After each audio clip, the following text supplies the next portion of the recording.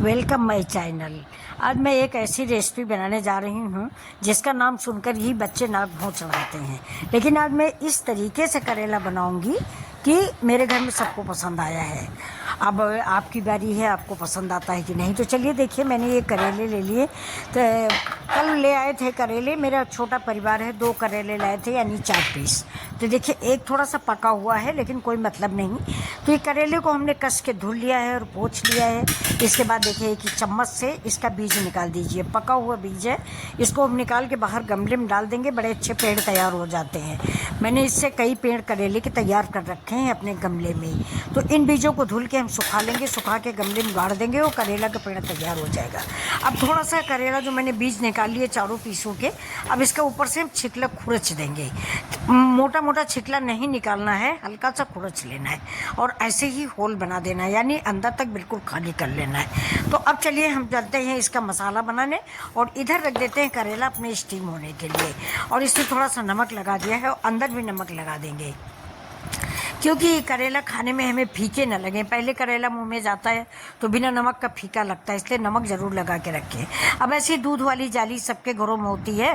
कढ़ाई में पानी डालें, पानी पे एक रख दें रिंग, और रिंग के ऊपर ये तो दूध वाली जाली रख दें और सारे करेले रख दें। मैंने इसमें 5-6 भिंडी भी रखी है, क्योंकि मेरे बेटे को करेला नहीं अच्छा लगता, तो मैंने भिंडी भी रखी है।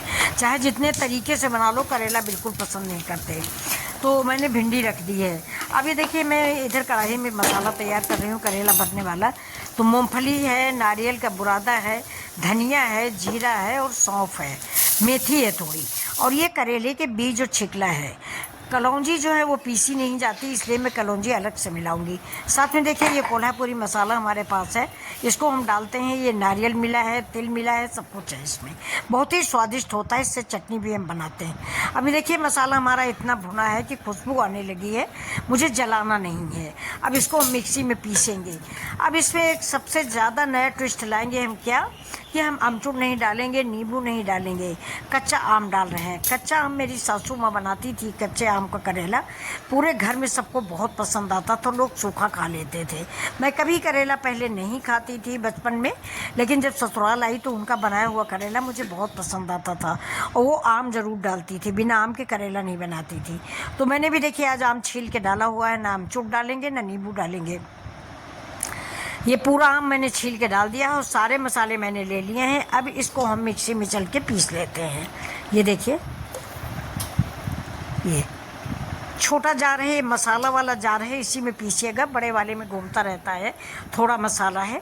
तो ये मसाला वाला जार है। इसमें देखिए मैंने नमक डाल दिया है, हल्दी डाल दी है, और सफ़ेद तिल और कलौंजी बाद में मिक्स कर देंगे। सफ़ेद तिल इस करेले में बहुत अच्छे लगते हैं। ये बिल्कुल ट्रेडिशनल करेला नहीं बन रहा है, थोड़ा फ़र्क बना रहे हैं।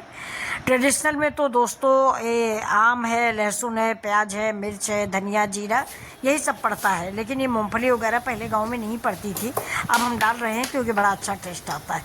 अब इधर देखिए मसाले हम पीस के आए हैं। अब कढ़ाई मैंने चढ़ा दिया, कढ़ाई में डाला है 1 चम्मच तेल, तेल में हमने डाला है प्याज। एक चीज़ के लिए मैं आपसे माफ़ी मांगूंगी, क्योंकि मैं तेल बहुत कम इस्तेमाल करती हूँ, तो मेरी सब्ज़ी आपको पिंक कलर की या तेल में डूबी हुई नहीं दिखेगी, लेकिन बहुत ही हेल्दी और इजी एंड क्विक होती है। अब ये प्याज जो है फ्राई करना होता है, इसको आप डीप फ्राई करें तो ज़्यादा अच्छा होगा, लेकिन मैं डीप फ्राई नहीं कर रही हूँ, स्लो फ्राई करूँगी और धीमे धीमे भूनूंगी। इधर मेरे करेले भी देखिए पक चुके हैं और मेरी भिंडी भी पक गई है। ये देखिए, तो करेले हम निकाल लेते हैं ठंडा होने के लिए। जब तक ये ठंडे होंगे तब तक उधर मेरा प्याज भुन जाएगा। और ये भिंडी भी मैंने निकाल ली, 7 भिंडियाँ हैं, 7 भिंडी मैंने उबाली है। और मेरे 2 करेले का 4 पीस करेला हुआ है, जो मेरे घर के लिए काफ़ी है। तो अब चलिए देखिए, प्याज हमारा उधर बिल्कुल धीमी आंच पे कुरकुरा हम फ्राई करेंगे। अभी देखिए थोड़ा सा हम घी भी डाल देते हैं, तेल और घी दोनों का मिश्रण है। पहले सरसों का तेल डाल के हल्का गुलाबी किया है, अब घी डाल के थोड़ा क्रिस्पी करेंगे। वैसे तेल कम है तो ज़्यादा क्रिस्पी नहीं होगा, आप अगर डीप फ्राई करते हैं तो प्याज क्रिस्पी होगा। जो आप करेले के ऊपर डाल के खाएं या अरहर की दाल में डाल के खाएं, बहुत अच्छा लगता है। मेरे यहाँ अरहर की दाल में और आलू की सब्ज़ी में करेले में क्रिस्पी प्याज सबको बड़ा अच्छा लगता है।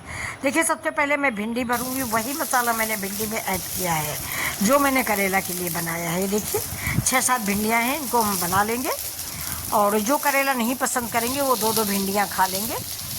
तो ये देखिए भिंडी बनाने में भी कोई बहुत टाइम नहीं लगेगा, मैंने बॉईल कर लिया है, बस मसाला भी मेरा पका हुआ भुना हुआ है, 2 मिनट में रेसिपी तैयार होती है। तो अब आप लोग बताइए कि आप लोगों को ये रेसिपी कैसी लग रही है। अगर अच्छी लग रही है तो मेरे चैनल को प्लीज़ सब्सक्राइब कर लें और लाइक करें।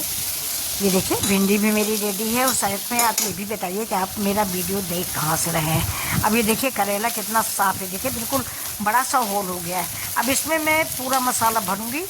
ये देखिए करेला बिल्कुल खाली नहीं होना चाहिए, नहीं तो तेल भर जाता है तो अच्छा नहीं लगता। फ़िलहाल मैं तेल ज़्यादा डालूंगी ही नहीं, लेकिन आप अगर मतलब अभी बच्चे हैं, हमारी जैसी एज नहीं है, कोई चीज़ नुकसान नहीं कर रही, भगवान न करे कभी नुकसान करे, तो थोड़ा तेल ज़्यादा डाल लीजिए और इनको डीप फ्राई कर लीजिए, 2 मिनट लगेगा। नहीं तो मेरी तरह धीमे धीमे कढ़ाई में थोड़ा थोड़ा तेल डाल के इनको फ्राई करते हैं। अब ऊपर से नीचे तक हम मसाला भरेंगे, स्पून से इस मसाले को हम अंदर तक भर देंगे और जो बचेगा मसाला उसका ऐड क्या करेंगे हम आपको दिखाते हैं। तो ये देखिए सारा मसाला भर लेंगे और लास्ट में पहुंचाने के लिए हम चम्मच का इस्तेमाल करेंगे। चम्मच उल्टा करके धीमे से। करेला भी आप इतना नहीं पकाएं कि चम्मच डालें तो फट जाए। मैंने 90% पकाया, 10% अभी बाकी है। ये देखिए 4 पीस है, चारों पीसों में मसाला भर गया है। ये आम डाल दिया है मैंने, इसलिए मसाला मेरा गीला हो गया है। अगर आम नहीं डालते हैं आप अमचूर डालते हैं या इमली भी बहुत लोग डालते हैं। मैंने इसमें थोड़ा सा गुड़ ऐड किया है खट मिठा होने के लिए, बहुत ज़रा सा। तो ये देखिए अब इधर मैंने तेल डाल दिया है। तेल जैसे देखिए मैंने 1 चम्मच तेल डाला, आप देखिए बहुत कम तेल हम इस्तेमाल करते हैं।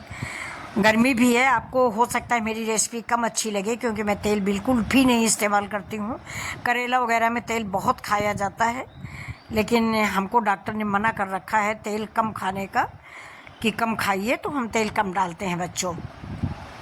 तो ये रेसिपी बिल्कुल हेल्दी है। अगर आप करेला खाने के शौकीन हैं तो इसको ज़रूर एक बार ट्राई करें। बिना तेल की है, आपको लालच नहीं लगेगी करेला कैसे खाऊं। आप करेला खा सकते हैं। आपकी दादी हैं, नानी हैं, जिनको कि करेला पसंद है लेकिन अब एज के हिसाब से नहीं खा पाएंगे, तो उनको ऐसे ही बना के खिलाइए। ये बाकी जो मसाले बचे थे उसमें मैंने थोड़ा सा आधा कप चम्मच कप के करीब आधा कप गर्म पानी डाला है और गर्म पानी डालने के बाद उस मसाले को घोल के इस करेले के ऊपर मैंने डाल दिया है।